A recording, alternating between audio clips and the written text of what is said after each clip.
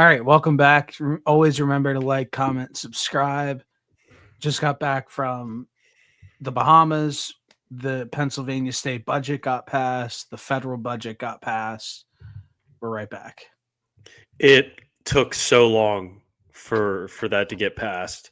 What was the deciding factor, or can you not share that information?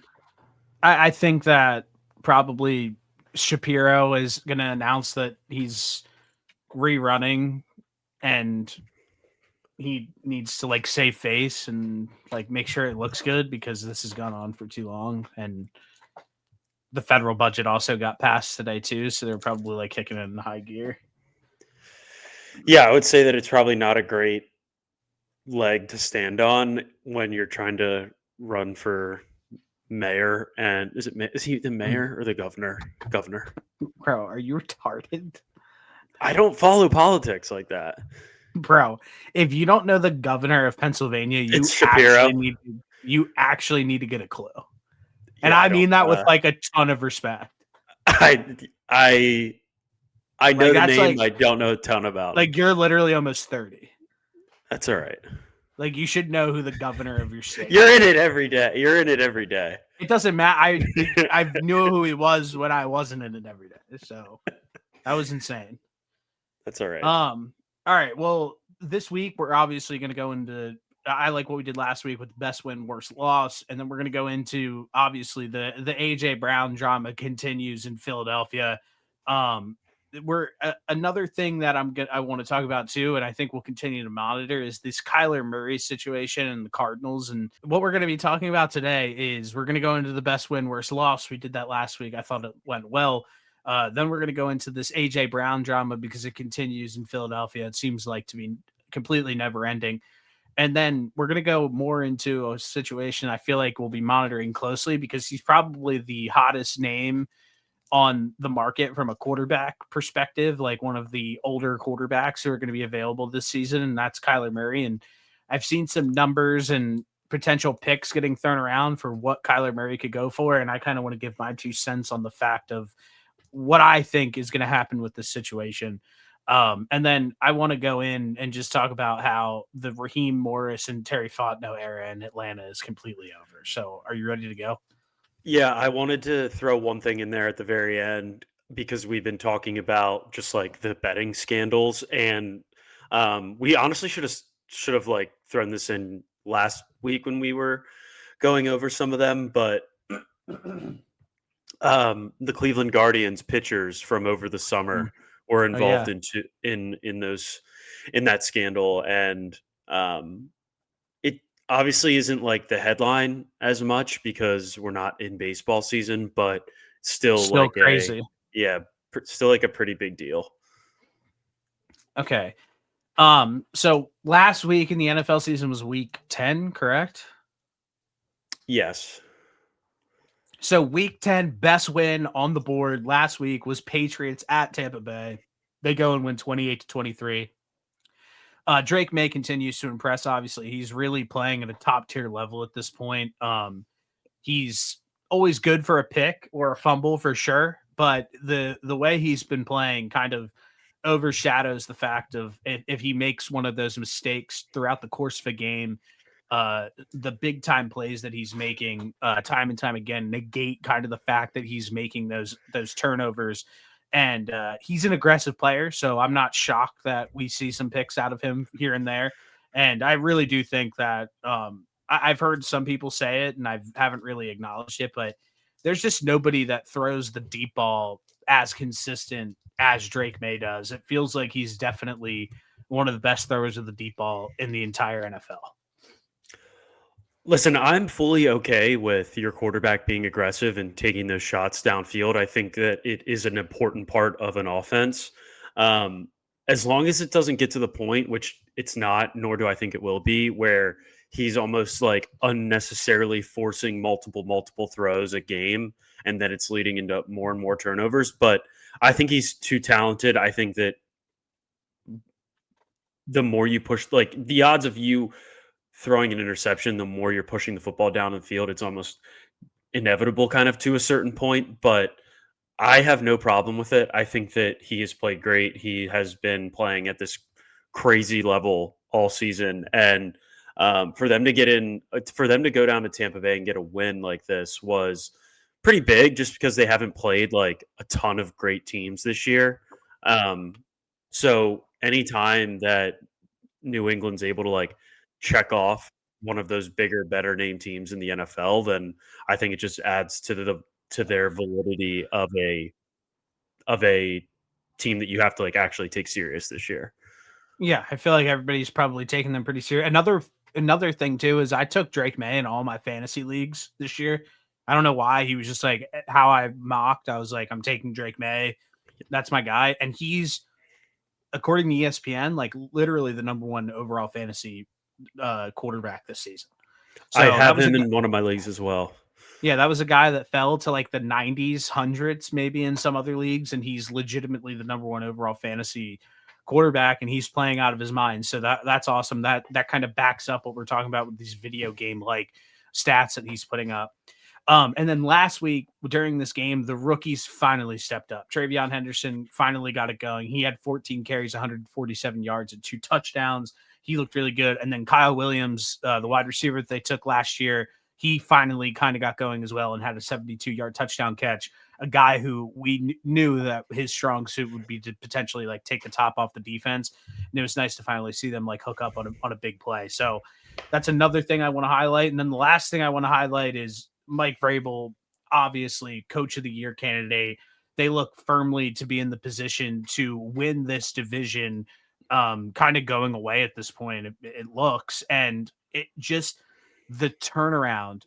There's not much that has changed with this roster. They've actually made cuts along this roster where they've gotten rid of a few guys. They've traded a few younger guys on defense, and they're still somehow cohesive. They're still somehow uh, going out every single week, playing really well. Drake Maye is a whole new player this year. Just goes to show you what having a good infrastructure in a building could do with the team, because last year with Gerard Mayo, this team was a complete dumpster fire.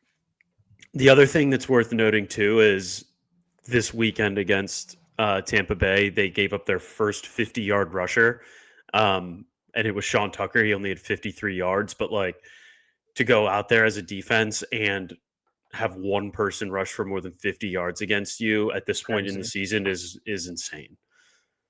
So shout out to the New England Patriots. I think that they by far had the best win this weekend. Yeah, I think they had a great. I think that's a very tough argument against that. I I'm torn between I'm torn between two games. Um, I'm torn between the Seahawks game, and I'm more so just saying from a perspective of they just keep beating the shit out of everybody. I think that the Seahawks are just a very solid team, and it honestly feels like they are. I mean, they're one of the best teams in the NFL, I think, and I think you have to take them extremely serious.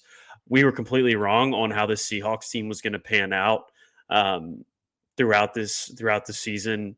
And I know that this wasn't Sam Darnold's best game, like statistically or anything along those lines, but for them to, I think they put up like 38 points in the first half of this game, and just it was over in the first quarter. It was 21-0. It's just they're a well-oiled machine. I definitely would just push back from the fact of like beating the Arizona Cardinals is not the best win on the weekend. I think the win that you pointed out was the best win. Okay. But what was the other game that you're picking between? I think that I was gonna pick the Rams, but I think that those guys, I think them dealing with a couple injuries in that game isn't great long term. The Devontae Adams injury, I haven't seen anything since, but I know that he tweaked his back, which I don't obviously love that for the future of the Rams. But I also like I think that the Eagles win is great, but that game was just so shitty offensively that I can't I can't put that as my best game. I don't think either one of those teams looked great on offense, but like I think anytime you beat another team that so many people consider a Super Bowl contender, I think that that's a Yeah, pretty big win. I think it's pretty safe to say that the Packers are not a Super Bowl contender I anymore. know, but coming into this week, there was still people that were talking about them as one of the better teams in the NFC. And I think after this week, it's clear cut that they're not at that level. Yeah, I mean, I think they're pretty bad. I remember, like, I forget, Tyler texted me and you and said something along the lines of, like, the NFC has better teams than the AFC, and I was just like, I completely disagree with that statement in totality. Like, I still feel strongly, like, about that. I just feel like the teams in the NFC are, like, relatively weak. I think that the depth of the AFC is much better. I think that probably two of the best five teams are probably in the NFC, but the majority of the better teams in the NFL are in the AFC. 2 of the top 5? Who's that? I think the Eagles and the Lions are both atop of the NFL. I think they're both really good. Yeah, that's fair, probably. But then, like, so then there's 3 teams in the top 5 that are on the AFC. Yeah, Okay, it's fair. yeah, yes. I think that The way you said that was like you were disagreeing with me. Oh no, You solidified my point. no. Out of like the top Okay. 10 teams in the NFL, I would say that probably 7 of them are AFC teams. Yeah, I'm right with you on that. All right, well, that's good. To move on, worst loss of the entire weekend. You're probably going to have the exact same one as Buffalo Bills at the Miami Dolphins. I was in Miami. There was a ton of Bills fans down there. They go and lose 30-13. Josh Allen obviously put up some massive stats. Like when you look back on it, you almost like look at the stat sheet and you're like, wait, what the hell? Like he balled out. Yeah, But it looks like that they just were not able to finish drives. And seems like when teams, James Cook finished with around like 50, 60 yards. When teams are able to limit those explosive running plays from James Cook and Josh Allen and Ty Johnson, whoever is in the backfield at that day, usually it's James Cook, because when James Cook's clicking, this offense is like impossible to stop. If you're able to limit them on offense and limit those explosive plays and run the ball at a high clip, this team starts to look extremely pedestrian. And it's interesting that we watch them go against this Dolphins team who has an awful defense, who just cut ties with one of their best players on defense, and they're in full tank mode. And you go out and you throw up 13 against a team that you have owned historically since Josh Allen has gotten there in the past few years.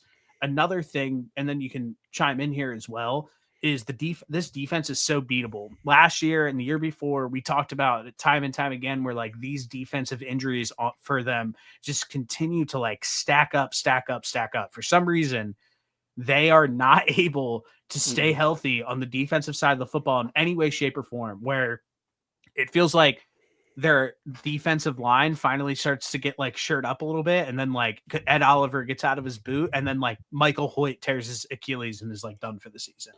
It's just something every single time. And this isn't just this year. It's last year. It's the year before that. It's just like these injuries that absolutely kill them. And to go and lose to a team like the Miami Dolphins, the infrastructure of the Miami Dolphins currently, man, that one really has to sting.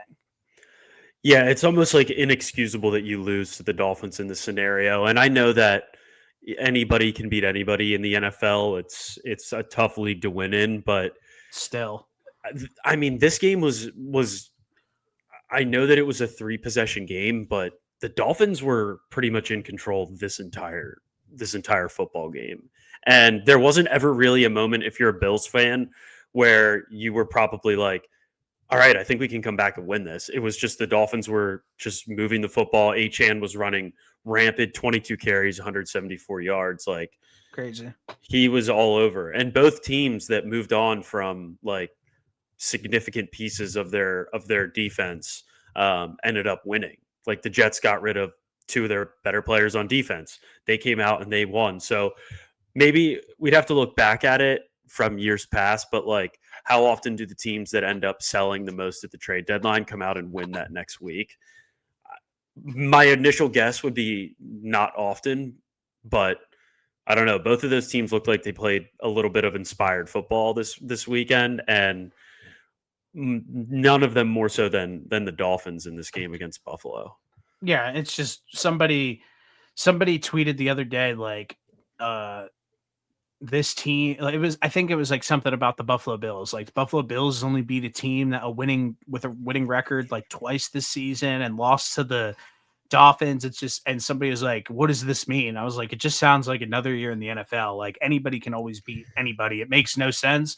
Just like you said, two teams that like you felt as if they were like done, and you like come out this week thinking like, okay, like they're probably just gonna roll over. They go out and probably the best that they have all season. It's weird, but that's just like how things work in the NFL. It's just like anybody's beatable on any weekend. Yeah, yeah, and I think that there's another game. I completely agree that this was the worst game, or the worst loss, but I I do think want to there's say one more thing before you move on to another uh, game here, uh, real quick, yeah. Go because ahead. there's a conversation that's being had now about Sean McDermott, which it has like been like chatter, like leaves have been dropping, like about like the potential of this happening, and some people are really trying to pin these like countless playoff postseason losses and maybe like the weird regular season loss to like the Dolphins or whoever it was in the past. And people are trying to start to push him out, Sean McDermott out, because they're sitting here saying like this team has been one of the most successful teams in the NFL over the last like 5 years. Why can't we get over the hump? Who's holding us back from doing so? And people think that it's probably time that like this Sean McDermott voice in the locker room has kind of like maybe fallen a little stale, and it might be time to push him out a little bit. I think that if the Bills were to move on from McDermott this offseason, I think he's underratedly one of the hottest names automatically like on the coaching market by far. Since his time with the Buffalo Bills, he's 92-48. He wins 65% of his games since taking over the head job in Buffalo in 2017. He made the playoffs in 2017 with Tyrod Taylor and Nathan Peterman as his starting quarterbacks. He missed the playoffs one time in his tenure, which was 2018, which was Josh Allen's rookie year. His playoff record is 7-7. And we talk about it all the time. It's hard to win in the playoffs. There's only one team that can win the Super Bowl every single year. There's only two teams that can go to the Super Bowl every single year. And it's hard to get to that point. But to have a coach who is just like firmly in the conversation every single year is like one of the top teams, pretty much a guaranteed playoff spot, guaranteed to at least make a little bit of a run in the playoffs. I think that it's absolutely ridiculous that the Buffalo Bills fans or anybody has even suggested moving on from somebody with like McDermott, because even when you go back to the 2017 season when he first took over, to be able to just will a team with before the Josh Allen era has begun, and to Mhm. go and take that team to the playoffs, I mean, that just goes to show you something. He took that team back from a place even before he had that franchise quarterback. And then he goes and grabs Josh Allen. But I mean, it's just hard to why would people even flirt with the idea of pushing somebody like this out of the building? And I'm glad that you mentioned the year that he dragged Nate Peterman and Tyrod Taylor to the playoffs, because I was gonna ask you, is how many coaches would have had how many coaches would have had this much success with Josh Allen? And I think the answer is probably a handful. But the fact that he did that with those two guys playing quarterback just goes to show how quality of a coach he is. And I think I'm looking at it now, and I think that there's 5 teams that would have picked up the phone and interviewed Sean McDermott this last offseason, that all had new coaches. So I think that, and I think we don't know exactly what the coaching situation is going to look like at the end of this season for some of these teams, but I completely agree. I think that teams would be chomping at the bit to get him in there. Yeah, that's really all I have. I just thought it was interesting that like this loss happens, and then obviously some narratives and some stories start to get pushed of like it's like why don't you guys pump the brakes a little bit? Like McDermott took you guys from a place where you guys were a laughing stock to being like a firm contender every single season. Let's remember that, obviously. And it's not like these rosters that he's dealing with are like Yeah. extremely talented at all. So Yeah, there is some players here and there that they have, but like for the most part, I would assume that a lot of people would agree that the roster construction on both sides is probably like middle of the road. yeah, and they And coach above average. They coach above the belt, like way and better than what they are. absolutely. And that's why the injuries hurt this team so much more because they aren't nearly as talented as on paper as like an Eagles or a Lions. They don't have just the guys like that, but it makes so much more of a difference when you have one of your better players go get injured time in and time again every season. It's Yeah. like, how many times can this continue to happen to us? Yeah. Okay. That's all I had. You had another game that was the worst loss on the weekend. What would you have? I think there is a discussion to be had for the Jaguars blowing that game against the Texans. I know that Yeah. touchdown at the It's end of bad. this at the end of the game makes that fourth quarter seem a little bit worse than it actually was. But um, Davis Mills leading the Texans back to a 21. It was 26 nothing in the like a 26 nothing fourth quarter. It was really 20, but regardless, that win was huge for the Texans. It brings them back um, a little bit closer to potentially having a shot to make the playoffs, but they needed that win, and just the Jags being in position to win this football game and just completely folding down the stretch is really brutal. Yeah, brutal and not surprising at this point. It just feels like anything could happen to this team, like at Yeah. all times. I don't know why. They're just unlucky or they're bad. I don't know. I mean, Liam Cohen looked pissed on the sideline after that game. I mean, Yeah. obviously, but it just seems like time and time again, they can't get it right. I do have when we get into our Kyler Murray topic, like I do have like an idea potentially, like a dark horse about like what the Jacksonville Jaguars could do this upcoming season, but I am also just like not fully sold that like they're going to keep Trevor Lawrence around like if this season continues to like go the way that it's going. I completely agree. I think that this was the last season. We've been trying to vouch for Trevor Lawrence for what the Yeah. last 3 years, and I think that there has to be a line in the sand now of like, if you're not going to get it done at X amount of years, it's probably a fair time to move on and try and get a clean slate somewhere else. And who knows, maybe it ends up working out if they end up moving on from him. But it just seems like it's never going to work in Jacksonville. No, it definitely doesn't. And like the Trevor or the Travis Hunter injury and it's just a bad year for the Jacksonville Jaguars all around. Where I was excited about them. They started off hot. They started off good. They come back and win that 14-point deficit game against the Chiefs in prime time. It's like, oh, they're looking good, and now we're in the same spot where they're teeter tottering, and they might go ahead and rip off a 3-game win streak straight, and we might think something different of them. But they're just one of those teams that's run so hot and run so cold, you never really know. Yeah, 100%.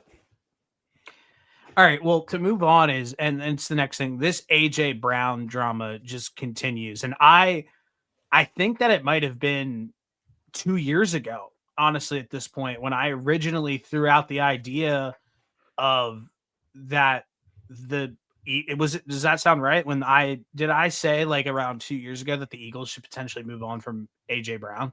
Does that sound Yeah, about right? probably around, yeah, 2 year and a half ago, somewhere around that time frame. Yeah.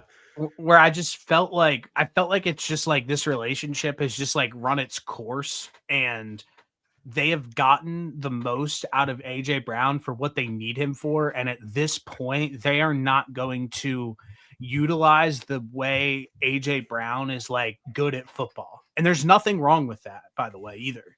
Like if there's a way that like the Eagles are extremely successful, like if they're leaning into a way that they can potentially win football games, they should do that. and there shouldn't be like you shouldn't have to explain yourself. You shouldn't have to say sorry. Nothing along those lines, because you're going out and you're producing winning football games.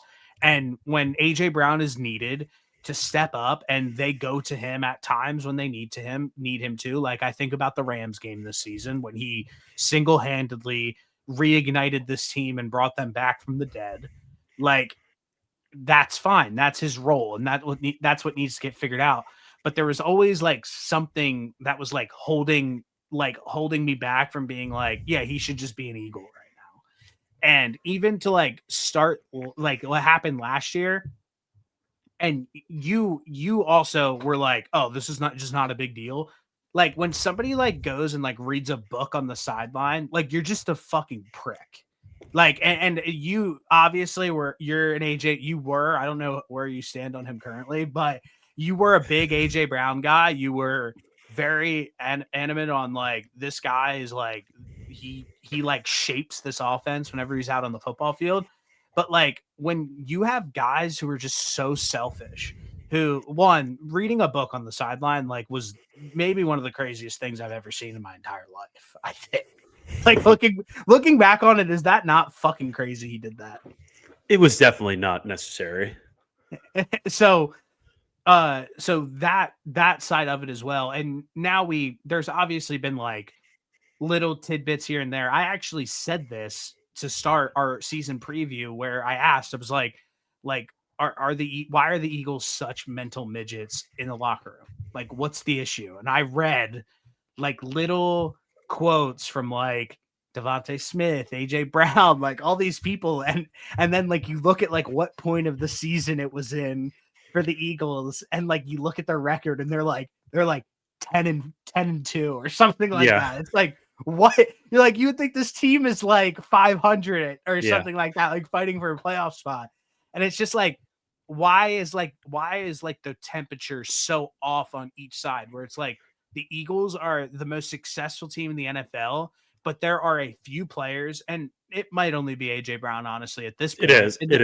In the past, it might have been a few where like his temperature is like way off than the rest of the team, where he goes on this live stream last night and just pretty much shits all over the Philadelphia Eagles. Does that sound about right to you? Like, pretty much, yeah. Not necessarily. Like, I don't know if it wasn't like any direct call outs of them. It's basically just like him complaining again that he isn't getting the football. So my question is, like, I know AJ Brown and Jalen Hurts are like quote unquote like close, and then like last year Brandon Graham like comes out like randomly. It's Brandon Graham, right, on the radio, and was like, yeah, Jalen and AJ like need to like figure this out and like talk or something like that. And then like everybody was like, oh, like that's no big deal. It's just like a lot of these things where everybody continues to say, oh, it's no big deal. It's no big deal. What happened on this live stream, the Eagles fans have finally planted their flag and said pretty much, are like, yeah, fuck AJ Brown. Like there has been a clear like switch flip of like people trying to defend his past actions, to this happening, to being like, yeah, fuck him, he sucks, and we don't really need him on this football team, to be completely honest with you. So I said this to you guys when it was brought up today. I just like don't care about it anymore. None of this stuff like surprises me at this point. It's just, that's how AJ Brown is, and I'm not excusing him. I don't love it. Like, that's not how I would handle things if I was on one of the most successful NFL teams in the last 6 years, 5 years. I wouldn't handle my business that way, but like, that's how he is. And at this point, nothing surprises me anymore. Honestly, I just care about winning football games. And as long as the Eagles keep doing that, then I will just continue to act like whatever he's doing doesn't matter, because it won't become an actual issue until the Eagles start losing football games. And I think if that happens, then everybody begins to point and fingers, and this gets even blown up even more. Like, it's already like, that was pretty stupid of him to go on that Twitch and do that. Like, so unnecessary. And like, dude, I get it. Like, you want to be, you're one of the best wide receivers in the NFL. You just want the football and you want to contribute and you want to be, you want to feel like you're part of the success. And when you're not getting the targets and you're not getting thrown the football, then it gets frustrating. I just think that the method that he chooses to uh, talk about his frustration is about as poorly as you can do it. Well, my question for you, like one like how many times has he had this conversation, and when is it fair to feel as like he might be like a little validated to like be doing whatever he's doing? Like, Well, possibly do this? I No. But like, is this feeling like validated? Because like I look back on like this has been like well over a year now where AJ Brown has voiced displeasure with how the offense is ran and asking for more, like over and over and over again. And now like he's at a point now where he's like, I've tried to handle this as well as I possibly could have. Now I just like don't give a fuck. And I'm just gonna do whatever I want. and I'll be Is honest. there No, is there, I think he's very valid for being frustrated. I will okay. also say I don't think the Eagles give a fuck No, because they don't. things will change for a game where he'll end up getting 10 targets in a game and they'll lose like what happened in that Broncos game. And that's just not the brand of football that the Eagles like to play. The Eagles brand of football is they like to get a lead, they like to control the clock, they like to control the line of scrimmage, they like to take their deep shots when they're there. And they like to play good defense. That is the brand of football that the Philadelphia Eagles play. Their brand of football is we're not going to spread it out. We're not going to force feed guys. That's not how we play. That's not how they play. And they win football games that way. And that's what the fans care about. The fans care about winning. That's what that organization cares about is winning. So I don't think they give a shit about it anymore. I think that Nick Sirianni is just going to like try to save as much face for these guys as he possibly can and continue to win football games. Because if he really cared that much, AJ Brown would have 30 targets a game. But Yeah, that doesn't always amount to winning football games. And they care the number one priority for the Philadelphia Eagles is winning the game, no yeah. matter how ugly. I think he's thinking like maybe there's got to be some sort of balance. Like you're a star wide receiver, like in your prime. And I've said this before. Like he feels as if he could make all of those plays to potentially set them over the top, just the same way as like a Saquon Barkley feels or Jalen Hurts feels or whoever. Like they know that they could potentially take over a game and single handedly like be the reason why they win. And I was just like looking at his stats before this, like when he had 1,051 yards, 1,075 yards, 869 Philly trade, almost 1,500 yards and 11 touchdowns, 1,450 yards and 7 touchdowns, 1,067 yards last year, and then this year he's got 408 yards for 3 touchdowns. It's just like he's like non-existent almost in this offense currently. And my argument this whole time, like the past like 2 years, has just been like, and going into this season is like, what's the purpose of paying so much money for this like wide receiver where you could get that same sort of production from like quite literally like almost anybody. Like you watch wide receivers pop year in and year out and like look good. Like I'm sure that the Eagles can hit on a wide receiver in the draft or something along those lines and them be really good. Why not put those resources towards something else? And famously, I asked a bunch of Eagles fans before the season started when Myles Garrett was available. I was like, would you trade Myles Garrett and like or AJ Brown and like 2 firsts to the Browns for Myles Garrett? And all of the Eagles fans said, absolutely not. AJ Brown is way too important to this team. Would you Well, take that yeah. back now? Would you take that back now? Well, yeah, because not even because of the antics. Like I'm not even talking about like the off the field stuff. Like that part of it sucks, but I also didn't think that he would be like so diminished in this offense. Like if you were just to blind stat test me and show me what Smitty currently has and then what AJ Brown currently has stats wise, I would like going into the season. We did this week 10. Who do you think stats are whose? I would have picked the stats that Smitty has as what AJ Brown has. Does that make sense?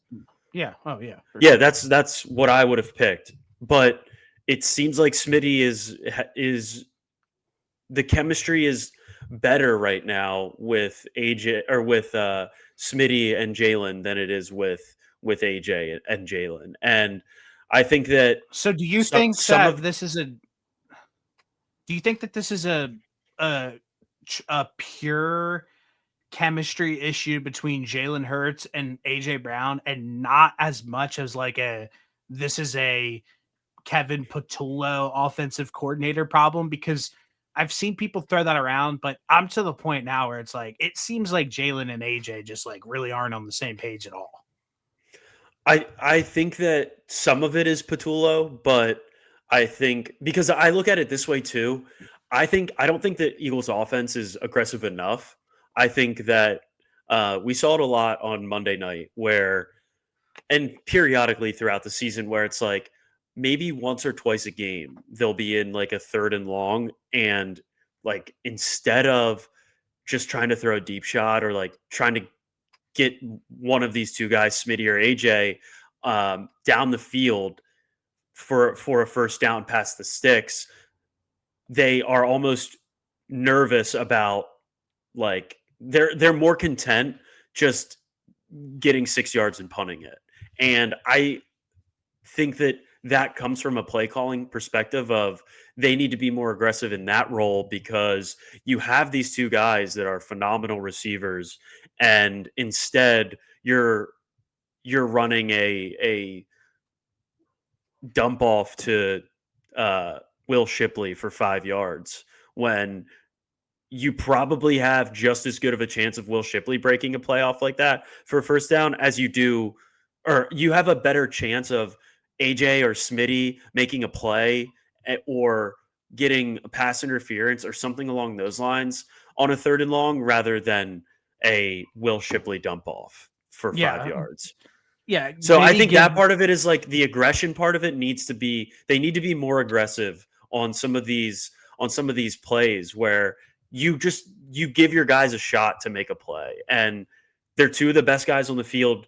You gotta try and put the football in their hands rather than being so conservative with some of this play calling. So I think some of it's the play calling. I think some of it is the chemistry. I think that Jalen has thrown some phenomenal deep balls to Devontae Smith this season. So I feel like they're clicking better than Jalen and AJ, but I don't think it's just a chemistry thing. I think some of it is play calling. And I think that's probably where some of the frustration looms from too. Because if I'm AJ Brown in that scenario and I'm seeing a fucking check down to Will Shipley and then we're punting it on third and four or on fourth and three, fourth and four, like by the 50-yard line, like, hey man, just give me a fucking chance to make a play. Like it no can't be doubt. that much lower of a risk than a check down to Will Shipley. Yeah, No it's a shame. disrespect to Will Shipley.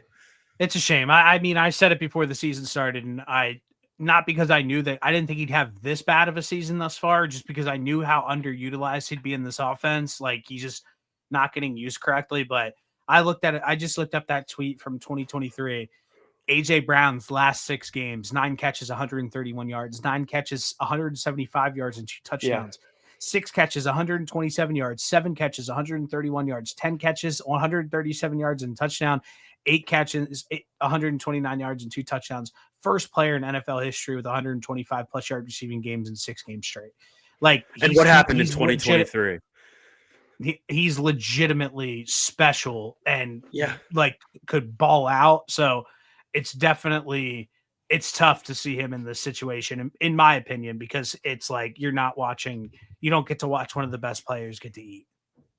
Yeah. I do agree. It sucks. But I can't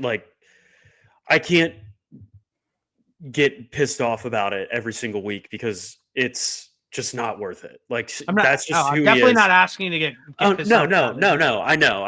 Yeah. I'm just voicing my like where I'm at. It's like, okay, this is who he is. This is what's gonna happen. Like until the Eagles start losing, then I can shift my thought process on it. But until then, like they're winning football games, and that's the most important thing.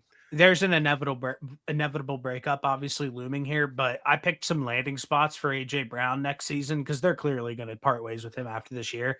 This The is the Chiefs. list. This is the short list I have right now. I have the Patriots, Yeah. the Bills, Yeah. the Baltimore Ravens, Oh no, it's over if he goes there. the Steelers, the Broncos, the Chargers, and the Green Bay Packers. There's the 7 Brother, teams that I I have. was gonna say that's 18s. What do you When mean? you say short list, I think of like 4 teams. Well, that's a short list like of teams that could. Yeah, I mean, I if agree with AJ Brown's available, if AJ Brown's I know. legitimately available, there's probably 25 teams calling Yeah. about AJ Brown, if not Yeah. more. True. So these Yeah. are the teams that I think that could potentially have like a real shot of landing it. I can't wait for if that does happen. The first trade scenario that I see is going to be him to the Chiefs. I pray that he goes. That's just what the media loves to do. I pray he goes to the Chargers. Oh my god, that'd be awesome. You see what Quentin Johnston does? I mean, AJ Brown would have 5,000 receiving yards in his season. Lad McConkey too. Lad McConkey put up numbers last year. Yeah, so. But yeah, I mean, interesting situation there in Philadelphia. The next thing that I want to move on to here is this Kyler Murray situation is interesting, and I really want to talk about 2 things. I want to talk about how what I think is going to happen with him with this trade market coming up this offseason. And I want to talk about how the Cardinals have mismanaged this situation thus far. What happened on Sunday against the Seahawks was exactly what you knew would happen if you were watching the Cardinals this season, because the world at some point were going to come crashing down around Jacoby Brissett and the Cardinals. There was no ignoring that. It was going to happen at some point. And the last time where they played Kyler played the Seahawks. He willed them back in the fourth quarter, had to come back, scored the game tying touchdown. And instead of going for 2, Gannon goes ahead and kicks the extra point. Then the kicker kicks the ball out of bounds. Seahawks gets the ball on the 40-yard line, gets a 20-yard pass, kicks the game-winning field goal. We've talked about that a million times already, but it's legitimately one of the grossest losses of the entire season. So that's one game that was like you watched what Kyler did against the Seahawks and what Jacoby Brissett did, and it was just like, okay, well, like that's interesting. Like if you are a Cardinals fan, and I really want to separate this because people kind of have deemed like this is like a Jacoby Brissett versus like the Kyler Murray stands, where it's like, and I feel like Brady comes at me at that way a little bit too, where he's like, oh, the offense is way better with Jacoby Brissett, like blah, blah, blah. Like I was like, I'm not sitting here saying Kyler Murray's perfect at all. Like, I don't think that he's perfect. I think that the breakup was obviously going to happen this offseason. It's just like how badly this team handled this situation where you start the season 2-3 with the entire team on IR, and then you go and you panic. And you like what we saw Sunday was just like the culmination of all of that, where it's like, wow, we actually had an opportunity to like not piss this game away against the Titans and be in a situation where we had a winning record and we would have had everybody coming back off IR for the Cowboys game. But instead, what the Cardinals decided to do was bench Jacoby Brissett. And now they're in a situation where like they have no upside. And I said this when it first happened. So you watched it on Sunday. The team had bad body language. They looked dejected. They weren't confident at all. And you mentioned it earlier. How many points did they score in the first half, the Seahawks? They had 38 points in the first half. Yeah, I mean, that's absolutely belt to ass. So I want to real quick before you like chime in here, I just want to talk about the mismanagement of the Kyler Murray situation. As we highlighted, outside of a few wrong plays, this team on the season should only have 2 or 3 losses, and none of it is really in Kyler's hand. It comes down to mistakes on defense, a bunch of coaching miscues, special teams miscues. So they bench him for Jacoby Brissett, who's averaging 3 more points per game and like marginally difference on offense. And 50, it's now, like 50 yards more passing probably is what it yeah, like if you had to look at it without doing any math. It looks like he throws for about 50 more yards. fair. And now Jacoby is 1-4 on the season with the only win coming against the Cowboys. And this offense has still yet to put up 30 points. So now you bench Kyler Murray as he gets healthy and pretty much drive him out of town. Like he's done there. Like he'll never play there ever again, it looks like. And now you're in a scenario where you clearly didn't do what's best for your team. You force out a player who's been there his entire career, a franchise guy, probably arguably like the longest, like one of the best quarterbacks in Cardinals football history. You drive the guy out of the building, which sets a bad precedent for how you treat your star players. One thing, and then you completely drive down the Kyler Murray stock. And I don't see how anybody else sees it any other way, because I've heard the other side of the argument where it's like, oh, they put him on IR to preserve his trade value, where I don't think teams are stupid, where they're just going to be like, you guys benched him because you don't like him. Now you put yourself in a situation where Kyler's trade market and like where the Cardinals will stack up in the draft, because they'll probably right now they're like sitting at like 8th or something like that. All the quarterbacks will be off the board by then. And everybody knows that the divorce is imminent. Now you just sit there and allow all the teams to just be like, Kyler can't go back in that building. The Cardinals have zero leverage in these trade negotiations to try to pin Kyler Murray on us, because we can just look at them and say, we know you're not bringing Kyler back next season, literally no matter what. So I know I just said a lot right there. Do you have anything that you'd like to add? Yeah, I want to just mention why I think people are like the offense looks better, and from a stats perspective, it is a little bit better. I think a lot of it probably has to do with fantasy, if we're being completely honest, because since Jacoby Brissett has taken over, Marv and Trey McBride have had much better games than they did with Kyler.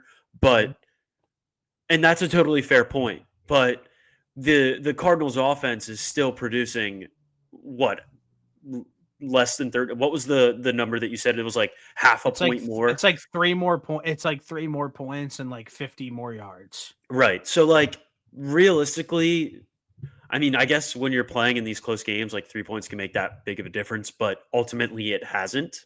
Yeah. So that would be my only like devil on the shoulder for that piece of it. But like, yeah, they have completely shot themselves in the foot here.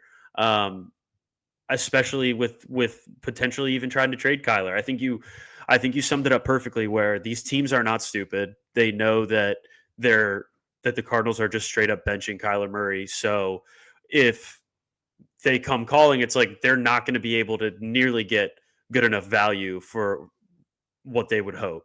So they're going to have to get rid of him for the low. And I agree. I just don't think that this whole thing has ended so poorly.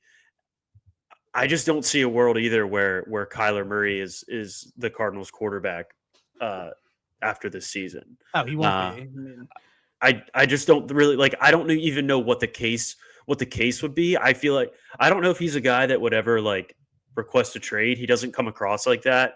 But maybe behind closed doors or something along those lines, a trade gets requested and we maybe never hear about it, or maybe it's like a mutual agreement between them. But yeah, they kind of screwed themselves over, because now they went from having a guy that is actually a decent quarterback to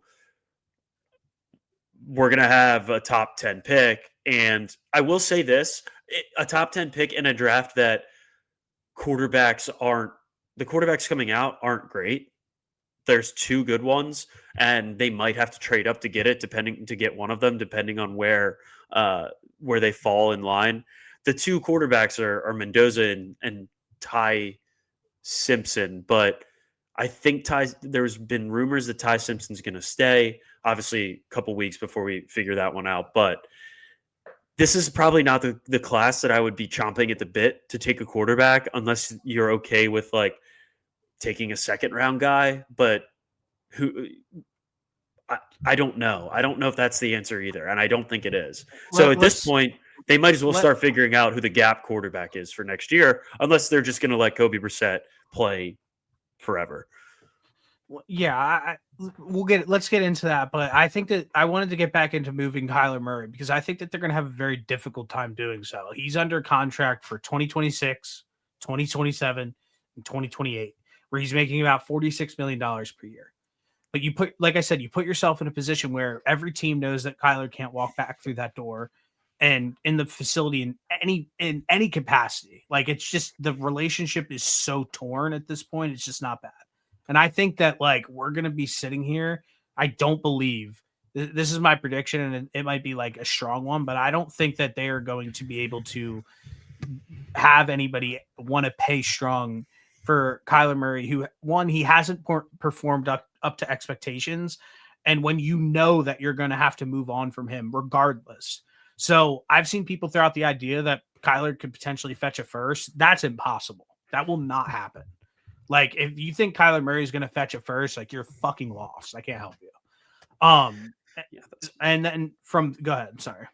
I was going to say that's way too much of an asking price. I did want to ask you, is there a scenario where the season just goes so poorly and the Cardinals just say they win one or two more games and Gannett is removed, but Kyler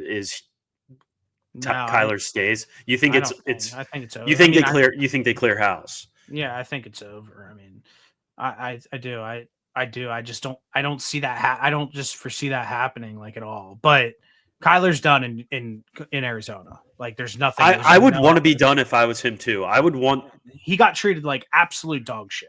Yeah, I would want to go somewhere else too. There's no scenario where everybody in the Cardinals building probably are sitting there trying to point and blame and point the finger at Kyler Murray being like, oh, he did this, he did that, blah, blah, blah. It's like, no, you guys panicked. You were 2-3. Every single fucking player on your team was on IR. And when everybody was back and healthy and you had a layup against the Dallas Cowboys, you decided to bench Kyler Murray because he was your scapegoat and he was your fall guy. And now you have to pay the price for it.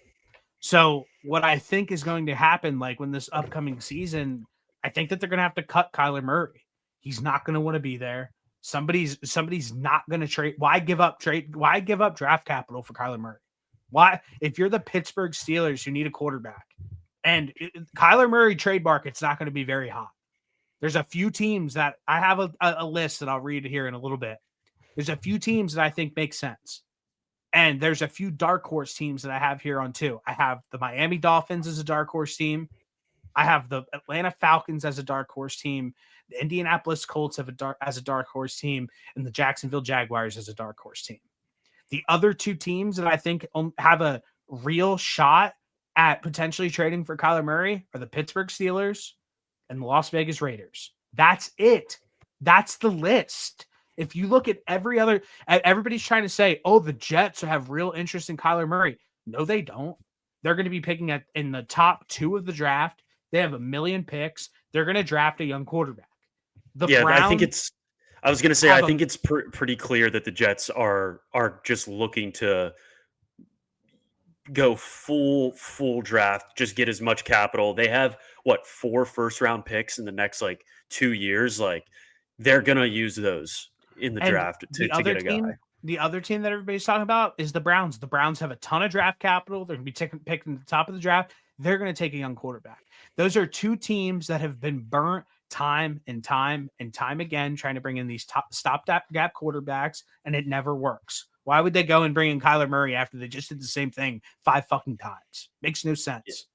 Yeah. So the real list that I have here is the Pittsburgh Steelers if Aaron Rodgers retires and the Las Vegas Raiders. That's it. That's 2 teams. So you're sitting here looking at me being like, is there going to be a standoff of picks, or are they just going to look at them and be like, Kyler, we want you to sign here. We're not going to trade anything for you because they're going to have to pay you no matter what. They're going to have to sit there, cut Kyler Murray, and next year that has a dead cap hit of $57.8 million in 2026. And I really think that they're going to have to take that on because right now, anything else, does that make do you think that I sound crazy when I say that, or do you think that that's fair?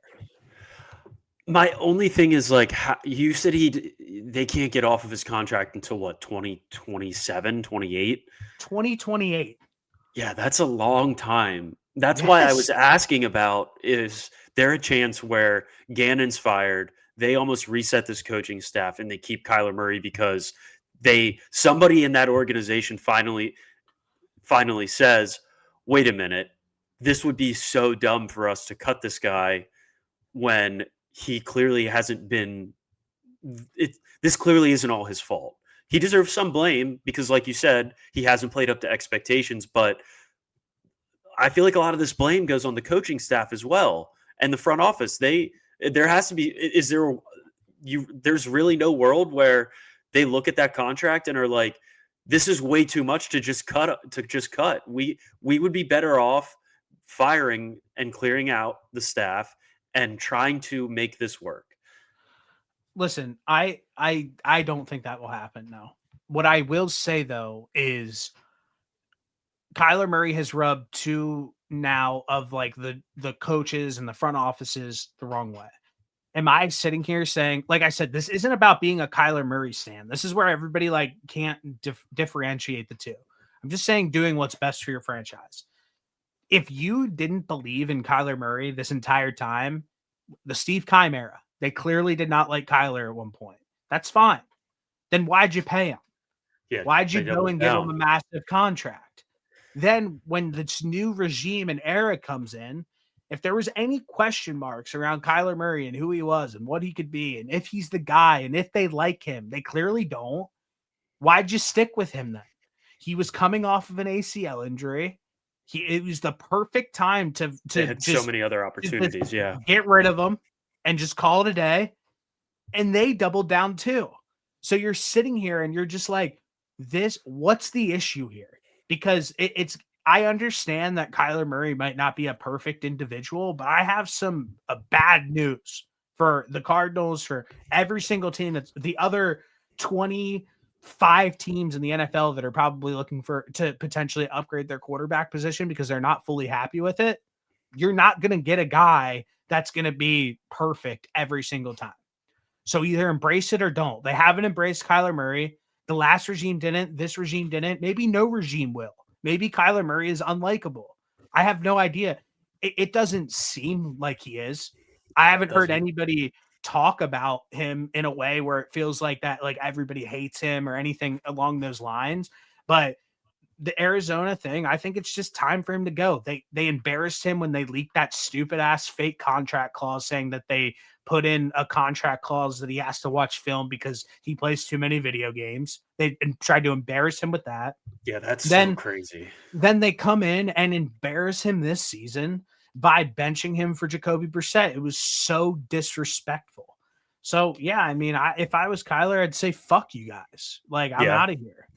And do I think that he's that aggressive? Do I think that he would do that? No, but I also think that the Cardinals have made their bet on this situation and they're going to have to move on from him no matter what.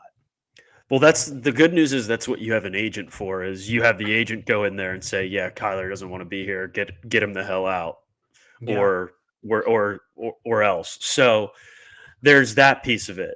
I want to go back to the trade market aspect of this because the teams, I like the list of teams that you named, and I think that there's I think the Steelers played their hand a little early by just saying, after 4 weeks, like, oh yeah, we want Aaron Rodgers to come back, without even thinking that he could turn into a 75-year-old in 3 weeks down the road. I think that was stupid on their end, but the Steelers especially are a team that will wait until the last minute to figure out their quarterback situation going into a season. And if it takes all offseason for this to get figured out, if Kyler Murray ends up being the guy, they don't care. They will bring in a stopgap quarterback. They will wait until the very last second to bring in a quarterback. So I think that that's a good team to consider. And similarly with the Raiders, like, what do the Raiders have to lose at this point either? Like they took a shot on Geno and it just has not worked out. Another team that hasn't been able to figure out this quarterback situation and has other needs on their team where it's like, okay, we can just take a shot. We can draft for need outside of quarterback if we know that the Kyler Murray value is lower than it needs to be or lower than it should be, and the amount of contract that we would have to take on is of our liking. So like I think those are two realistic scenarios there, two teams that will likely be in the quarterback market this upcoming offseason, but I just don't I agree with everything that you said. It's just crazy that a team is just going to I don't remember what Russ's contract was with the Broncos, but it was a lot of money if I remember correctly that they were going to be eating. It was like what 75 million in dead cap or something It ridiculous. was a But lot. I wasn't that forget, but it was a only lot. for a year? Yeah. This is be for what for 4 years?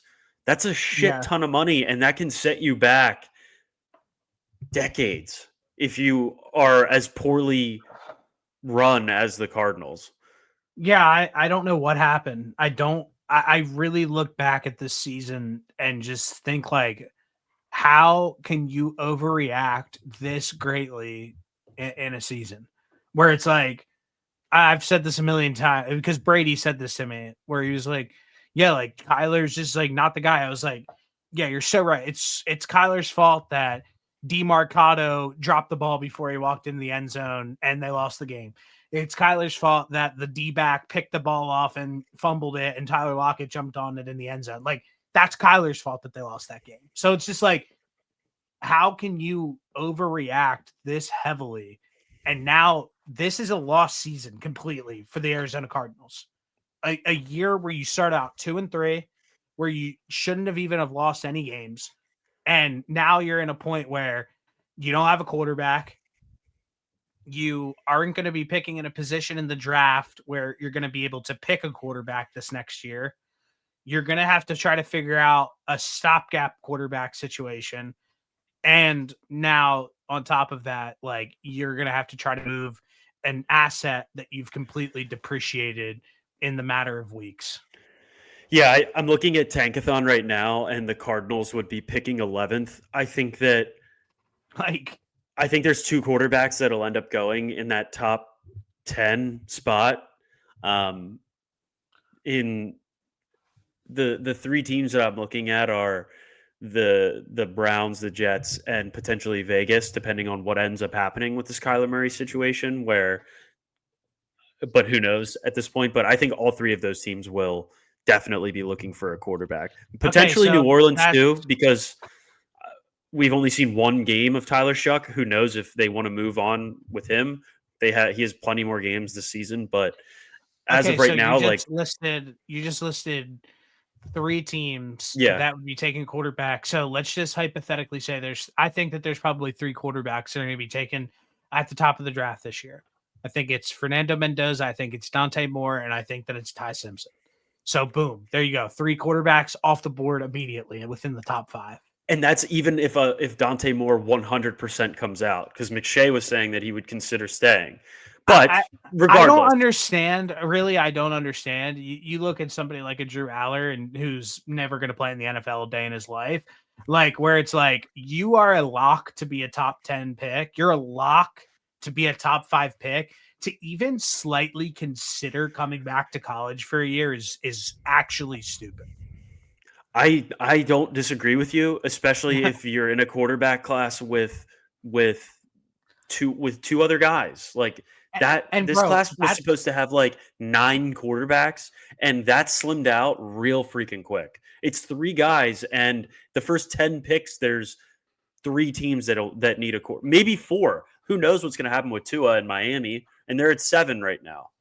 And that was like another thing too with we talked about this before with the NIL shit too. Like somebody's like, oh, like, well, Drew Aller made $4 million to come back. It's like, okay, like what's the base rookie contract if you get picked in the top 5? That's a guaranteed fucking 5-year long contract worth way Yeah. more than $5 million. Yeah. So like the short sightedness of like these college kids going back when you're a lock to go in the first round. I mean, that is ridiculous. Yeah. I don't disagree with you, especially if like you're the biggest thing is the 5-year contract portion of this. Yeah, you might make more than that 1 year if you go back to Oregon or Alabama, but you run the risk of exactly what happened with all these guys this past season. And now, what are the odds that there was 8 potential first round quarterbacks and none of them are going to be first round quarterbacks this year? Happening again? Probably not that high, but if you would have told me that none of those guys were going to be first rounders this offseason, I would have called you a liar. But here we are. So I think yes, it would be great to come back, play for a national championship, and get paid $5 million. But you also got to remember if your goal is to play in the NFL, it's not a guarantee that you come back and you stay healthy and you have the same amount of success. It's not a guarantee. CJ Stroud's rookie contract is 2 years, 37, 4 years, $37 million. He's making $9 million a year. It's a little bit more than 4 if you ask me. So Plus, once you get, I know that NIL has opened things up for these guys as far as um, like brand deals and stuff like that. I also just think you automatically get more when you get to the NFL. Like, yes, those guys for whatever reason, it seems like a couple more people come knocking at the door and want you to market and sponsor their stuff. Once you're on an NFL team, especially if you end up in like the New New York York. Jets or the Las Vegas Raiders or Miami, like those are all 3 pretty big markets. Yeah, I'm right with you. All right. Well, to move on here, and it's just it's one thing after another with the Atlanta Falcons. Sorry for the negative episode today, but after now opening up the season 3-6, I think it's firmly fair that the next coach fired in this scenario would be the Raheem Morris name getting dropped. So I just think like one, I think Raheem Morris is done, and I think the Terry Fontenot, the general manager, is done too. And I think that this era of Atlanta football is completely over. And I highlighted this a few years ago when he got hired, actually, where Raheem Morris has never been the guy ever. As his time in the head coach, it has just flat been rough. His first tenure with the Tampa Bay Buccaneers, he finished there just after 3 seasons. He went 17-31, winning 35% of his games with 0 playoff appearances throughout his course in Tampa Bay. Now, as his second tenure as head coach with the Atlanta Falcons, he currently sits at 15-22 with 0 playoff appearances in that division where most people feel like every single season, how many times every single year before the season starts where it's like the Atlanta Falcons are favored to win the South division, like blah blah blah. It's pretty much theirs to lose, and they never go ahead and snatch it. No, they I want to say the last 3 to 4 years have been like a slight favorite to win that division. And the frustrating part is they have like talent. They just have not developed a quarterback or gotten the guy at quarterback. And that's been their issue. They're extremely inconsistent week to week when it comes to their play on the field. It's ridiculous. They might be the Yeah, most inconsistent team in the NFL. yeah, that's funny that you said that. Like every time you watch the Falcons play football, like it just seems like they're making the wrong decisions. Raheem Morris with like the constant coaching blunders. That's like including like timeouts, like time control, like clock control, like questionable clock management skills, or even sometimes like you kind of just mentioned, they could flat walk out in a week and you're like, what's the game plan that they had drawn up for this? Because it clearly was bad. because you Yeah. just like don't have, Bless you. well, you don't have a shot. Hold on one second. Yeah. No, it's wild because they have guys to get the football to. Like Bijan's one of the best running backs in the NFL. Drake London is a great receiver. Like they have some guys. They just Stink. for whatever reason cannot put it all. Yeah, they stink. They cannot put it all together. And their pass rush has is good one week and then it's a ghost the following. It's a rumor the following week. Yeah, too many inconsistencies with him at the helm. Now for Terry Fontenot, the truly shocking part is that he's lasted in this position as long as he has in the GM for the Falcons. He's been there since 2021. He's produced 0 winning seasons, 0 playoff appearances, and being able to build rosters at a high level on the offensive or the defensive side of the football, despite picking at the top of the draft pretty much time and time again. They picked multiple times in the top 10. The misuse of top draft picks. First, let's look back to 2021. Where they go ahead and they take Kyle Pitts at number 4. Let me read you the names on the board still at this point. Jamar Chase went a pick after. Penei Sewell went after. J.C. Horn, Pat Surtain, Micah Parsons, Rashawn Slater, all went after Kyle Pitts was taken. That pick alone is one of the worst picks in the history of picks. Because So I mean, and from that class, Kyle Pitts is the only starter left from the 2021 class. In 2022, pick 8, they get Drake London. In round 5, they get Tyler Algier. I'll give credit where credit's due. Those are obviously 2 good picks. But the rest of the guys from that draft are all either not starting or no longer on the team. In 2023, at pick 8, they pick Bijan Robinson. In the second round, they pick Matthew Bergeron. Those are also 2 good picks. The rest of the picks from that draft class are either not on the team or no longer starters.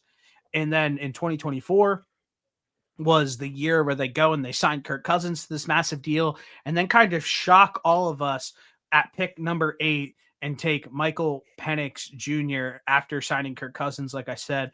And the verdict isn't fully out on Michael Penix yet, but I don't think it's trending great in the right direction for him. He doesn't look very good.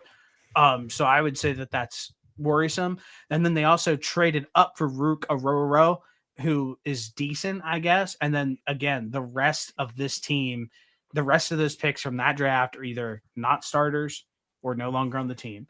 And now in 2025, you take Jalen Walker and you trade back up to the first round. You give up real significant value. You give up a first round pick to the Rams, which now this pick looks like it could potentially be a top 10 pick.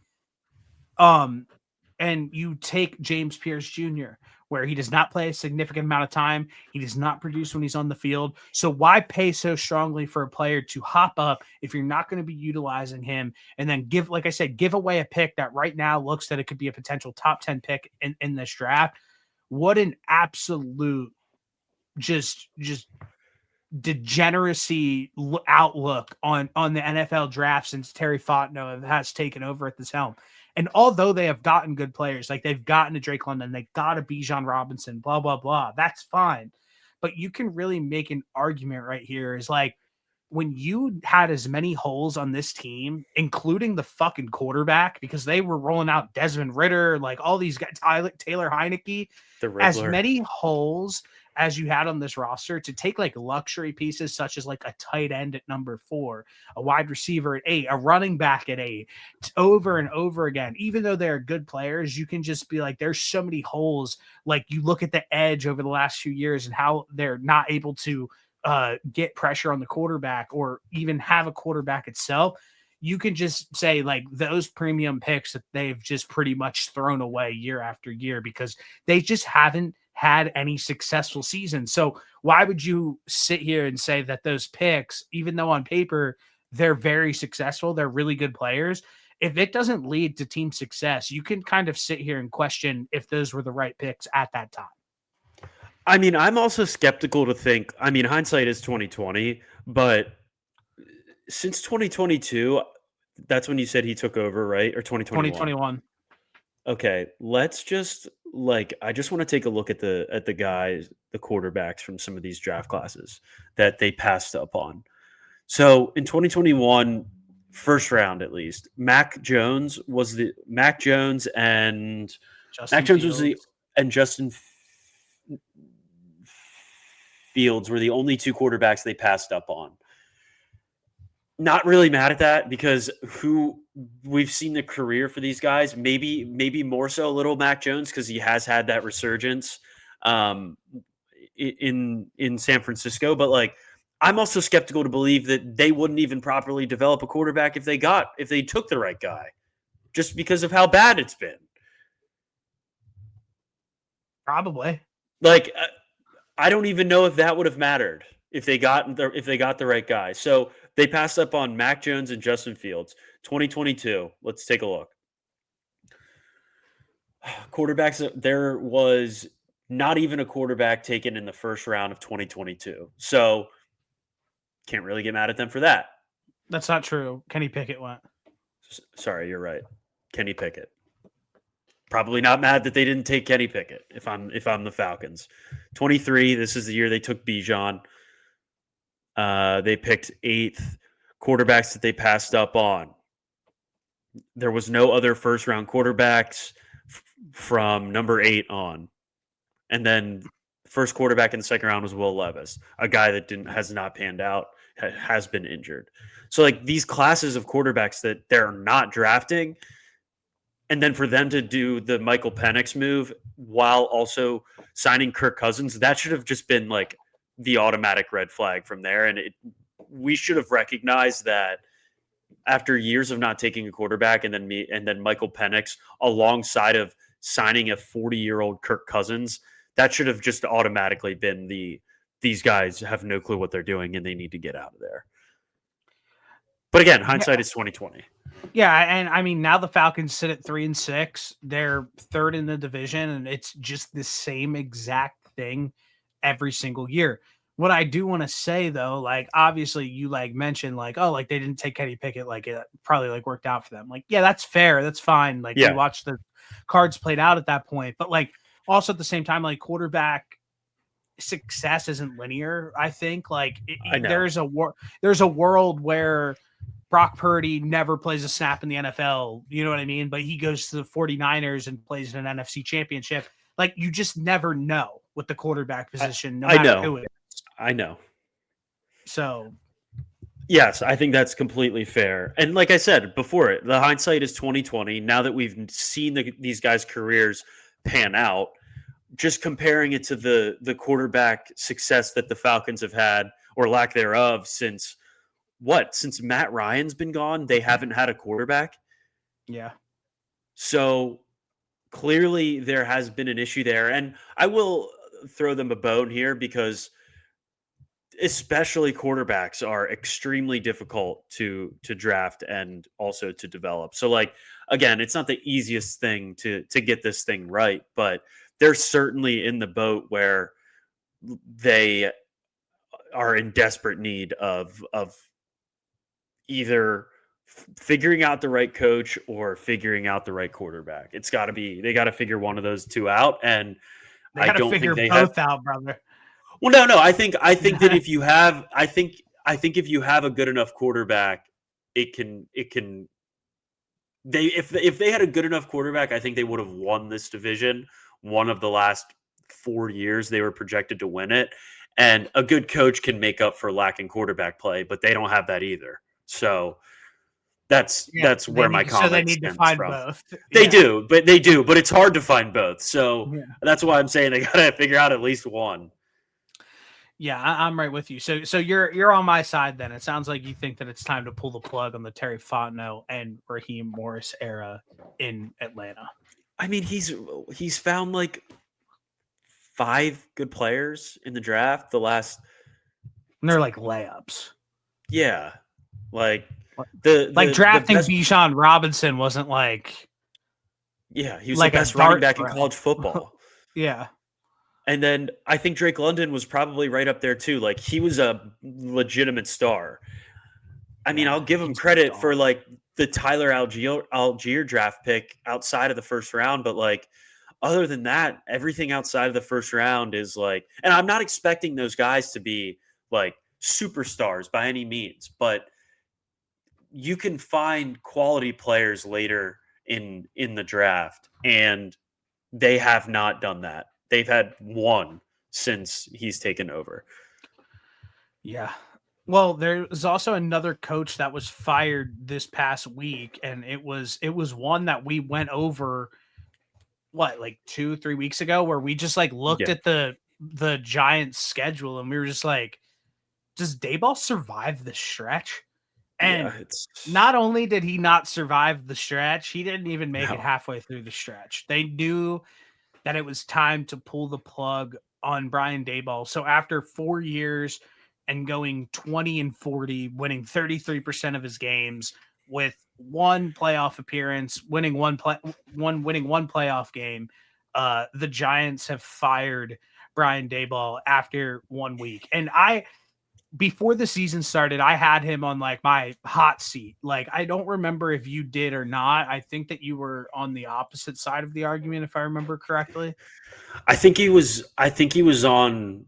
I had him on like the warm seat, but he wasn't like my number one guy. Like I'm pretty sure he was your number one guy.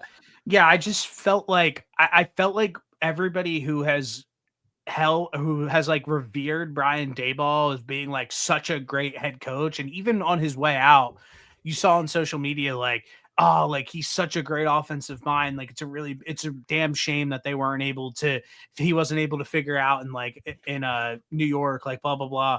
That New York hasn't put out one good offense since he's taken over there at all. Like not even close. Haven't put out a good offense. And then on top of that, I said this a while ago. There has been multiple games where Brian Daboll is the head coach where they just like didn't have kickers like on the Yeah, roster to kick an extra point. yeah, Like if that ever happens, and I said it when it happened the yeah, first time, and then after it happened again, like you shouldn't have a job. Like yeah. that might be like the most bare minimum thing to have on the roster. Is like, do we have somebody that can make a kick? If not, then we need to figure that out ASAP. And for it to have multiple times just goes to show you, like, I don't know how serious. I can't take Brian Daboll serious as a head coach if that's what you do. Like, if there's like a real possibility that the game could be starting and an announcement could happen saying like, oh yeah, by the way, the Giants don't have a kicker tonight. Yeah, I would say that you probably want to make sure you have a quarterback on your roster. That would Yeah. probably be first and foremost. But the way that he's been coaching, he was trying to not have any quarterbacks on his roster. I mean, there was a stat that came out this week that was like Jackson Dart's gotten tested for like 4 concussions already. And it's like some of that's definitely on Jackson Dart. I'm not putting all that on Daboll, but as a coach, like your job is to also teach this guy, like, hey, to you don't need to have contact every single time you rush the football. Like you can slide, you can run out of bounds. Like I understand that it's not easy, but when you're a guy that's battling for your job, you have to make sure that the guy that you're trying to hitch your wagon to in Jackson Dart is out there playing. Otherwise, this is what happens. And my whole reasoning that I thought he wasn't necessarily going to be gone right away is because I thought the Jackson Dart move bought him more time. But Jackson Dart getting checked for concussions every other game and not being out there playing football is unacceptable. I mean, how are you supposed to even give yourself a fighting chance if you can't keep your quarterback healthy? Yeah, I think that that's probably like a valid argument as well. He just never jumped out of the page in any way, shape, or form during his tenure with the Giants. The only thing that sticks out to me was his toxic relationship with Wink Martindale and pretty much forced Wink out of the building and got him fired. Alleged And great guy too. and then like now it's just like the constant losing seasons, and he just seems like a real dickhead, honestly, on the sideline. The way that he would like scream at his players and freak out and the whole nine. So I never thought that like them, even if the Jacks, I think you said this was like, well, if Jackson Dart works, like it buys him time. Well, Jackson Dart is working and it bought him 0 time, like 0. That's how you know how sick, like people who were like talking about Brian Daboll, you know how sick and tired they must have been of Brian Daboll to actually have the rookie quarterback that they took at number 20 whatever being panning out and like looking decent under Brian Daboll to then be like, yeah, we need to get rid of this guy like ASAP. Also, with their other two best offensive players hurt. Out. Yes. So Yeah. it has to be a tell-all sign of like how that organization felt about Brian Daboll, at least in my eyes. That's how I took it when he got fired this week. I mean, I think that's fair because I think in most other scenarios where a rookie quarterback shows promise, you end up keeping your job until to at least see it pan out a little bit. And I think he got what, like 6 games Who? with Jackson Dart? Yeah, 7 yeah. games, 6 games, 7 games. So like, and it hasn't always been like great, but there's certainly been flashes that would lead me to believe, at least as a front office, like we might have something here. Yeah, we might have something. Got to keep in mind that Scatabo and Malik Neighbors are hurt for the rest of the year. Like the Giants front office had to look at this scenario and say, okay, we have something here with Jackson Dart. We do not want Brian Daboll to be the one developing him. And that's where I was saying, like, I forget, I think it was my argument was just like everybody talks about how great Brian Daboll is with quarterbacks. It was one guy. It was also one guy, and that one guy is like would have been good, I think, without Brian Daboll. He's been good with a lot of other guys too. So I just think that it's, like I said, it's just completely ridiculous. I'm with you. Now, on the flip side of things, like now that this job is open, like is there a more desirable job in football currently, top to bottom, than the New York Giants head football job? You got a young quarterback that looks promising. Cam Scatabo looks promising. You have one of the best young receivers in the game in Malik Neighbors. You have a defense that is absolutely stacked, and then you're going to have a top 5 pick this upcoming season confirmed because of how bad this team is. If not number 1, like, is there a better job on the market right now than this Giants job? No, I think even in college sports too, I think that this is by far the best job. I think that if you are linked, if you like Lane Kiffin is somebody that's been thrown around for this. I saw Giants job. Yeah, I saw people talking about Lane Kiffin. Dude, there's Obviously, no it's way been that like the Giants job is 2 better than the days. Penn State job. No, but Lane Kiffin was a name that was thrown that I saw somebody talking about. I mean, that is legitimately stupid. He would never. I agree. I agree. He would be an awful NFL head coach. I completely agree with you, but that was like one of the first names that I saw people talking about, and I think it's just because of the Jackson Dart connection. You know which name I like the most that I've seen thrown around? Who? John Gruden. If John Gruden, that'd be sick, comes and which I think that would be, I think that could be a real possibility going into this offseason, is like John Gruden clearly wants to coach again. He's made himself extremely likable through the media, kind of like the reverse Bill Belichick situation. 100%. Where like Bill Belichick tried to do what Gruden did, and Gruden is just like a natural at it. So he like excelled and it just like dominates. So it's just funny that like now we're in a position where like he got cleared by the NFL with all those emails and all that shit that was going on. Now he's prime. He clearly wants to coach again. I think he got cut short of what could have been a great tenure with the Raiders. And now to go to New York, I mean, one, he fits the New York scene perfectly. Like his personality with the media, with everything would be perfect. him with Jackson Dart, I think would be perfect. And I think him with this team I think that would be amazing. Yeah, I think that's a great fit. I'll be interested to see sort of what other names pop up here. Another one that I saw was shoot, I'm drawing a blank. Defensive coordinator for the Chiefs. Spagnolo, Yeah, I saw that name pop up, and there was one other defensive coordinator Vance that Joseph. I don't think it was that, but it could have been. Either way, I think Gruden would be sick. It'll be interesting though to see what other names start to come out of the woodwork here as we progress through this season, and I'm sure there'll be dark horses that pop up here and there. No, for But sure. yeah, I think it's got to be one of the most, definitely the most attractive job available at this point. Definitely. Well, that's all I have for this week. You wanted to talk about this gambling scandal that happened in the MLB? Yeah, so two pitchers for the Cleveland Guardians um, have recently been accused of. Um,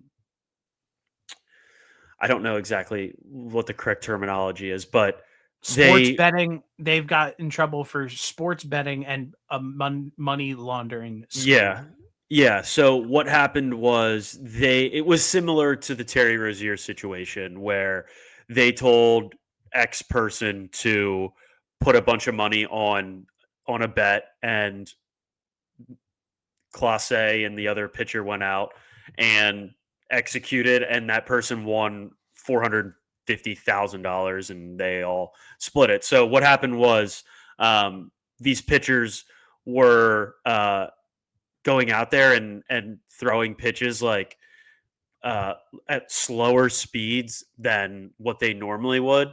So on gambling apps, you can bet like first pitch to be a ball or first pitch to be, or excuse me, they were betting first pitch ball. These people were, and it just the videos that you'll see of these two pitchers, it's like they don't even look like they're trying. Like they just look like they're straight up warming up, and because of how intense and how much of an eye everybody keeps on all these gambling lines at this point.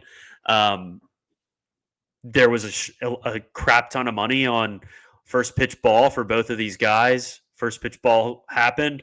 All these guys won a bunch of money and they got caught. And I believe now they're facing up to 65 years in jail.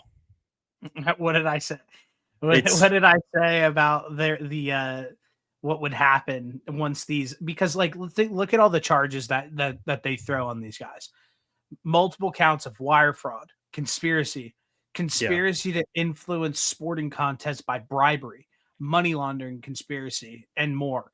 I mean, they're going to throw, I said this last time, they're going to throw the book at these guys because it's like, we are going to make a statement out of you because we never want this to happen ever again. So, yeah, I mean, it's definitely crazy. I saw that they were put on a disciplinary leave for the yes. 2025 season. So this So it sounds like they've known about this for a while. So this actually happened uh, in June of 2023. So Oh wow. let me read this off to you. Several wagers were allegedly placed on Clase, pitcher for the Guardians, to throw a specific pitch that would be a ball and under 94.95 miles per hour during a game between the Guardians and the Red Sox on this date after Clase gave advance notice he would do so. The bet totaled $58,000 in winning when Clase's pitch was recorded at less than 94.95 and again landed in the dirt well short of home plate. I mean, Clase is a phenomenal pitcher. Keep that in mind. And I understand like bad pitches happen, but this pitch looked like he just completely just tried to spike it into the ground. It was so blatantly obvious when the videos were coming out of this pitch that he was trying to do something like he was trying to cheat. It was horrible. It was so bad. So fast forward this. Let's see here. What's the most recent update that we have? Are people really, bro? How many people do you think are going to get in trouble for this? Like how many more people, like, bro, like there is going to be so much more that comes out about this week by week. Bro, you're telling me that the feds have been investigating this since 2023? You know how many other things have happened since 2023 and if not before that are going to start coming to light? And people who are doing stuff like in 2024 or this year, even Yeah. before like everybody started cracking down, where they're like, oh shoot, like we're gonna get caught but doing this stuff. Yeah, so here, let me read this to you. So this was on May 28th, 2025. Between 2023 and 2025, bettors involved are alleged to have placed 16 parlay bets in which one leg of each parlay was 8 specific pitches by Class A would be a ball or a hit by a pitch. It was successful but for one pitch on this day, according to the indictment. About 10 minutes before the start of the Guardians game against the Los Angeles Dodgers, an unnamed bettor in the case and Class A exchanged text messages in which Class A confirmed he was all set. At 3:36, 2 bettors involved in the investigation placed bets totaling $4,000, including a parlay bet that a specific pitch by Class A would be a ball or hit by a pitch. Class A threw a pitch that appeared to be a ball, according to the indictment, but Dodgers infielder Andy Pajas swung and the bettors lost their wage. About 20 minutes later, the bettor that texted Class A before the game sent a text message with a gif of a man hanging himself with toilet paper. 10 minutes after that, according to the investigator, Class A responded with a gif of a sad puppy dog face. So this was a 4,000, yeah, I know, a $4,000 bet. I don't know what the payout on this would have been, but I would imagine probably pretty large if you're putting $4,000 on a parlay. One of them, the legs being getting hit by a pitch, especially it being a 16 leg parlay. Unless I'm misinterpreting what that meant. No, you're not. I mean, you're not at all. Which is insane. So the amount of money wasn't like all at one time how the Terry Rozier situation was. This was like an accumulation of just bets and bets and bets over time. And that's what I was talking about last week was the thing that these people kept doing were placing such large like amounts on these bets that don't nearly generate that much traction that it's almost a red flag automatically. But this just goes to show that if you accumulate continuous lump sums of money and money and money on this specific bet, you'll still eventually get caught too, is what it sounds like. Yeah, well, yeah, you're gonna get caught no matter what. Yeah. You're gonna get caught no matter what. If there's any sketchy behavior, if you're doing anything sketchy with betting, if you know anybody who does anything sketchy with betting, just don't do it. I mean, you're gonna get caught. It's really that simple at this point. This other fellow, I hope Colton gets arrested. So on June 18th, this other guy that was involved, Ortiz, what's his first name? That doesn't matter. Shoot, where was it? Oh, okay. Ortiz sent text messages to Class A in which included a photograph of an identification card for an individual in the Dominican Republic and wrote, Class A, tell them to put 90,000 pesos there and to keep the other ones, according to the indictment. Keep the 200 and the 90 to that person today, please. The next day, Class A sent Ortiz a photo of a wire transfer receipt for 90,000 pesos, as well as an audio message in which he directed Ortiz and his associates to lie about the purpose of the funds. They're going to ask him what the payment is for over there, Class A allegedly said. Tell them that this is a payment for a horse. You got that? Ortiz later responded. Okay, perfect. So it sounds like there's going to be a handful of people that are caught up in this one as well. I mean, yeah, it definitely does. I mean, I just what's going to happen? What else is going to happen? And at what point is the sports gambling stuff gonna have to be questioned? Like where people are putting down their like hard-earned money, like the casinos, the commission, the gaming commission, all of the people who are in charge of all of this stuff are gonna have to gonna have to answer some really hard questions, because we are under the impression as people who bet on games that this is all fair and that it's not fixed, it's not scripted in any way, shape, or it's not anything. And if this is starting to get proven time and time again that that's not the case, then what's going to happen? Because something has to happen. I will say this: when all of this stuff first started coming out, we didn't mention this last time. I completely forgot. When all of this started coming out, one of the things that Bill Simmons mentioned was not having like certain bets and only being able to bet overs and only having like the superstars or like the best players and limiting the lines. I just wanted to see what your thoughts on that were because I think that that is like the dumbest thing possible because I think we've gotten to a point where no matter what, they're going to find out if some some funky business is happening behind the scenes that it won't matter. But if you should be able to bet whatever you want. That I is completely how agree I with look you. at. I think that's dumb as shit too, because it's like, one, that's how the sports books make all their money. When I throw in like a Jihad Dotson touchdown for plus 1100 in a parlay, Yeah, it's never gonna hit. Like, you know what I mean? Like, and if yeah, it does, then like whatever it does at that point. But like, there's so many player props where like people will take like a bench player to score 15 points in a parlay because it's juiced like crazy, and it might happen, it might not happen. Like, that's how the books make all of their money. Really, what it comes down to is just the integrity of the league, like the leagues and the people who are in the leagues, and they just need to figure out a way to take monitoring everything way more serious. Like, whether that be multiple people in person, multiple people tracking lines, multiple people doing this, that, and the third. Like, this is a billion upon billion dollar revenue industry. generator where like you can afford to hire as many employees as you possibly need to. It's only Absolutely. growing, it's only getting bigger. Like, the integrity of everything, one, the NBA needs to invest in it, the MLB needs to invest in it, the NFL needs to invest in it, because the second that more and more starts to come out, I mean, come on. I mean, it's just Like something's gonna have to give.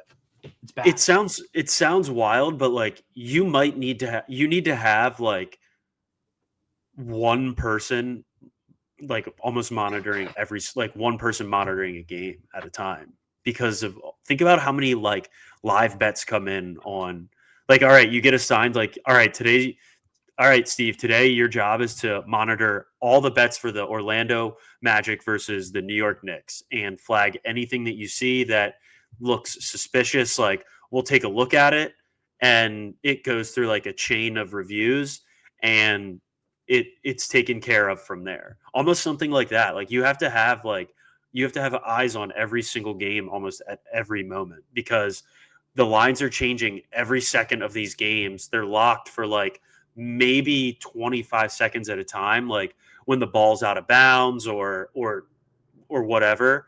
But the lines See, are constantly the changing. live bets is just like, I feel like that's a little bit different of a beast, like just But like because that's exactly how that was though with this Class A and Ortiz situation where it's like that was a live bet of I bet that this next pitch is going to be less than this and it's going to be a ball. yeah, I don't know. It's bizarre. It's bizarre. It I is mean, definitely more of a gray area, I guess, because it's tough to monitor. Where it's like, all right, dude, I guess it's harder to monitor in basketball. I would say because yeah. like in MLB, like it's a slower pace.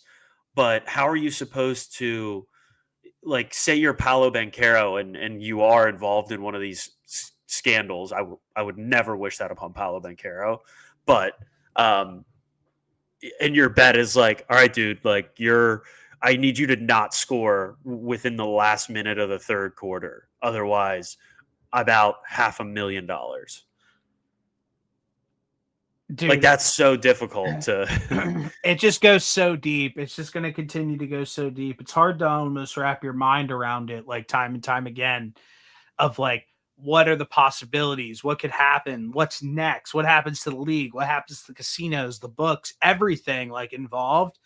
But I mean, it's definitely something to keep your eye on. And yeah, I saw this one too. And it just sucks because as somebody who likes to gamble on multiple sports and majority of the year, might take a little break here and there.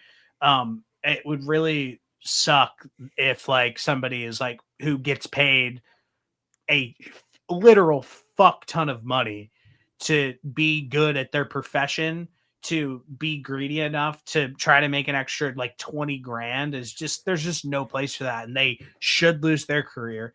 They should get stripped of everything that they have, and they should go to prison, because I would go to prison in a fucking second if I did something like that. I think that this whole scenario of athletes being a part of these gambling investigations, I think if information comes out and if it's like an extremely high level guy, like say like Kanye, I mean, no, well, LeBron, like a Kevin Durant or LeBron or like Anthony Edwards or like one of the big name guys in the NBA, right, or NFL, etc. I think that all hell will break loose if one of those guys' names were to come up in one of these investigations. And I think that the partially the reason that the NBA kind of pushed it so much to the side is Terry Rozier. People know him, but it's not like people are lining up to watch Terry Rozier play. And it's not like people are like true, but it's not like the amount of bets on Terry Rozier is even remotely close, probably to a bet on one of like on Luka Doncic, right? Yeah, probably not. Like the money coming in.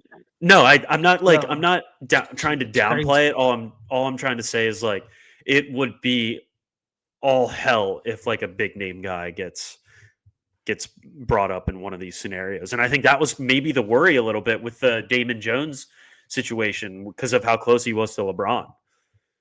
Yeah, I think LeBron did it, but we'll see. We'll see how that plays out. That's why he's been sitting out all year. It's not his sciatica. You heard it here first. I mean, I just think it's a little. Don't you think that's a little weird?